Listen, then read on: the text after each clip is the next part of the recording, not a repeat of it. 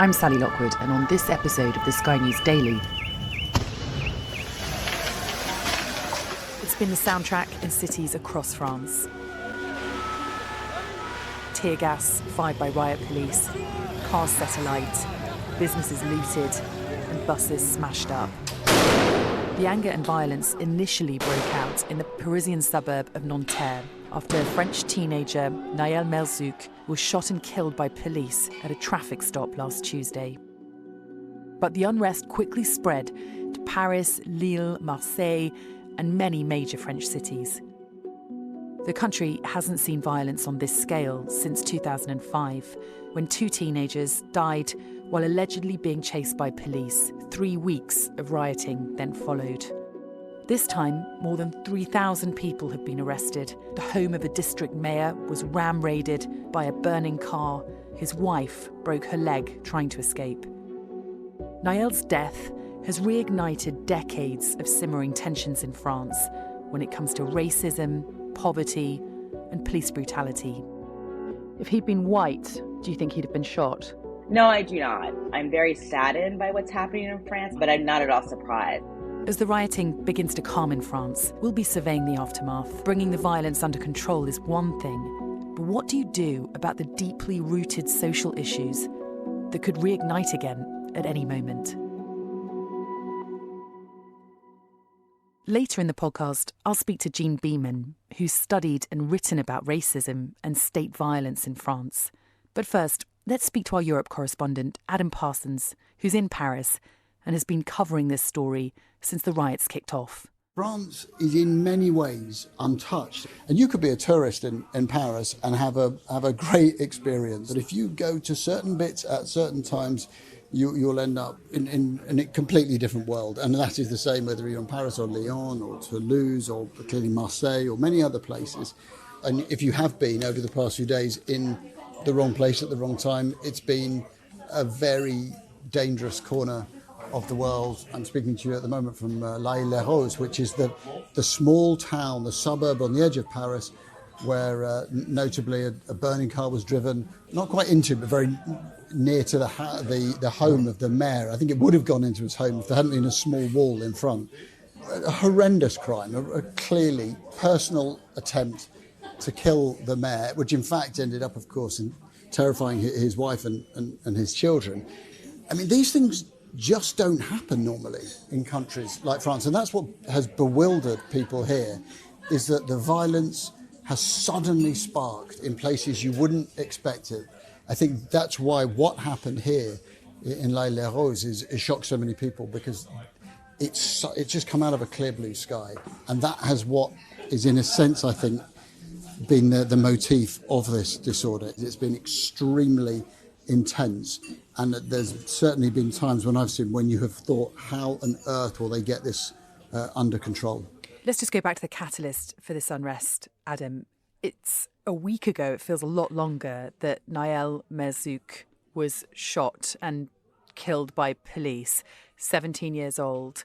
Remind us about what happened and what we now know. Yeah, well, it was a Tuesday morning. He was 17. He was too young to drive, but he was driving, and he was behind the wheel of a pretty high-powered yellow Mercedes car, which was stopped by the police. Now, what happened around that point is hotly disputed. The initial claim by the police was that Nahel had tried to run them down. That was clearly disproved by video footage that emerged, which showed the car at a halt, because you can see 2 police officers next to the car. One of them is pointing a gun in, holding it at quite a curious angle, and then the car moves forward and you hear the gun fire. That shot killed. So what is undisputed is that police officer shot Nahel. That's a fact, and he has been placed under formal investigation for voluntary homicide. But the bottom line is that his shooting triggered outrage in the community in Nanterre, where it is not putting too fine a point in it. Say the police are seen as the enemy, they are seen as being an intimidating presence, are seen as being racist, as being effectively a cancer within that community, which is a deprived, low-income community with low levels of literacy, high levels of crime. And those tensions simply boiled over into violence that night in Nanterre, which in the subsequent days spread through, obviously continuing through Nanterre, but into the likes of Lyon and Marseille and other places through France. Now, Nahel's grandmother has since said that some of the people being violent and rioting are using her son's name as a pretext for destroying all this stuff. Explain the more deeply rooted issues at play here. Yeah, I don't think there's any doubt that she's right. Early stages of this were driven by anger. But then when you have several days later people in distant cities looting shops and stealing TVs, I don't think that anybody can pretend that that is an act of protest because of the death of a teenager many hundreds of miles away. I think there are a few things to say here, Sally. Number one, Nanterre, on those first few nights of disorder, was a pretty hairy, dangerous place. And one of the reasons is that there are areas of Nanterre that were simply a no-go zone for the police. They were too dangerous for them to go into. They were controlled by gangs. We saw them ourselves, who had lookouts on corners with rocks, and anybody going in was getting pelted with rocks, was getting intimidated, was getting threatened. People were being beaten up. That's about intimidation. But on the second, I think it was obvious that that control of the streets was intoxicating for some of the people there, that as the nights went on, they felt that they were almost untouchable, that they were in control, and that they could do anything they wanted and really not suffer significant consequences. And that attitude, I think, spread around France, spread around some of these big cities, that it was a period of impunity. It's a bit of a mess. It's a social, economic, cultural problem, and successive French administrations have talked about addressing it, and they haven't. But in the short term, does it feel like the police may have got the riots and protests under control? Well, I mean, it's one of those sort of classic at time of writing moments. I'm sitting in a cafe here with the sun beating down to us, and there's just been a stand to stand in support of the mayor whose home was attacked. And a lot of people came, they sang the national anthem. There was an air of defiance, and I think there was also a tinge of optimism that we are on the downslope. The police have been flooding the streets, 45,000 officers out on the streets for the last few nights. I think the police believe that they have broken the back of it, but they are absolutely not complacent, because this, we've seen a lot of fires over the past few days, and everyone here knows that it only takes one spark to get them flaming again. So I think that complacency won't come, and so they know that it wouldn't take a lot, frankly, for this flame to be revived. France has an enormous race issue, and more importantly, it has an enormous racism issue. Jean Beaman is an associate professor of sociology at the University of California and author of Citizen Outsider: Children of North African Immigrants in France. So I've been conducting research on race, racism, and migration in France for about 15 years. And in light of all that, Jean, have you been surprised by what you've seen in France in the last week? Unfortunately, no. I'm very saddened by what's happening in France in the past week, but I'm not at all surprised. And I would argue that, if you talk to many Black and brown individuals across France, they are not surprised either, because this, unfortunately, is just one example, the latest example of a long history of police violence against minoritized individuals. So we can't understand the sort of, current situation in the banlieues without understanding France's colonial history in much of the Maghreb and parts of West Africa. To put it very simply, post-colonial migration brought a lot of migrants from these former French colonies to these communities surrounding Paris and other large cities, primarily due to the presence of factory employment and social housing. These are communities that are more likely to be depraved in terms of, the quality of the school system, the quality of the public education system, various sort of other public amenities available.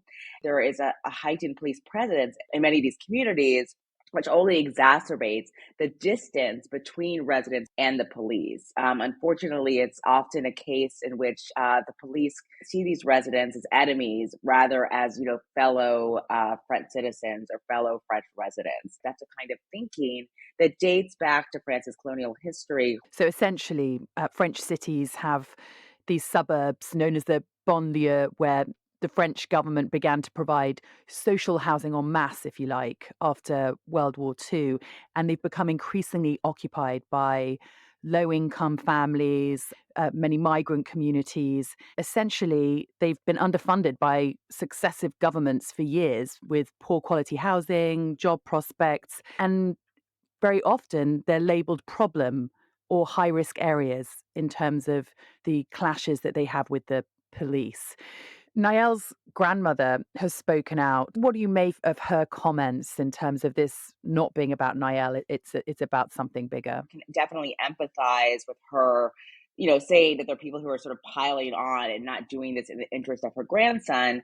But at the same time, it's not surprising that this is happening because this usually is just a spark that leads to a broader sort of call or a broader revolt, which is what you're seeing in France. So it's started with just the case of Nael's death, but it really reverberates to a broader phenomenon, a broader social problem of police violence that France refuses to acknowledge. How much does the unrest essentially represent self harm in terms of ruining infrastructure and public services in areas that are already deprived? I would say, as a sociologist, we have to think about the broader context of structural conditions of some of these communities. So when you put people in communities that are more deprived, that are less advantaged in other communities, and deny these communities with more amenities, more services, it's hard for people to feel a particular sort of investment in these communities that are not seen as really theirs. You have to also think about, the everyday lives of people living in these communities that, again, is fueling this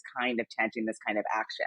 I take your point about self-harm, but I think we also have to understand that these are often individuals who tried to make their concerns heard in other means and other modalities and have not been heard. And oftentimes, uprisings like this are a matter of last resort. Nahel was of North African heritage. If he'd been white, do you think he'd have been shot? No, I do not. There always have been, and presumably will be, cases of police violence against white individuals or individuals constructed as white or read as white. But we have to understand that those will be just proportionately less than, as much research has shown, violence or police violence against North African or Black individuals. And how much is racism an issue among French police? We could think about the French police as, systemically racist as an institution. If we think about the general origins of the police, again, going back to the colonial period and the role of the police in enforcing boundaries between colonizers and colonial subjects. So that's one answer. But, more sort of locally, if you will, there have been lots of surveys that have demonstrated that many current French police officers identify or at least have voted for the Front National, the far right party. So we see a sort of pervasiveness of this kind of xenophobic, racist kind of culture within the police departments, the police institution of French police itself. Even once the police have a handle on these protests, how does France go about solving the bigger problems here, the more deeply rooted social issues? Within the institution of police, France has to create an accountability mechanism for incidents like this, for police officers who commit this kind of violence. At present, the French police has a lot of leeway in terms of what is called les contrôles d'identité, or these identity control checks, in which they can stop individuals seen as suspicious and sort of ask about their whereabouts and comb through their belongings. And this sort of unchecked behavior only fuels the tensions between French minorities and the police that sometimes leads to violence and death, such as the case is this. So we need to sort of set up France needs to set up a different culture around what the police are even allowed to do, what they have the legitimacy to do before there could be any kind of repair. And then secondly, it becomes very difficult in the context of France to talk about police violence outside of an active acknowledgement of the existence of race and racism, which again, due to France's universalist ideology, they're very unwilling to do so. So without a sort of reckoning with that, and a reckoning with France's colonial history and the legacies and the aftermath in present French society, it's very hard to imagine a positive way forward, frankly. And do you think there's the will in France to invest more in these deprived communities and try and improve the status quo? I think there's a will from some, particularly people in those communities, particularly people who've been doing this kind of activism, as I said, for decades. I'm not yet clear that there's a will among sort of the French mainstream or French politicians. I wonder, once things go back to quote unquote normal, if anything will actually change after this. My thanks to Jean Beaman and Adam Parsons, and to you for listening to the Sky News Daily with me, Sally Lockwood. This episode was produced by Soila Aparicio with Alex Eden.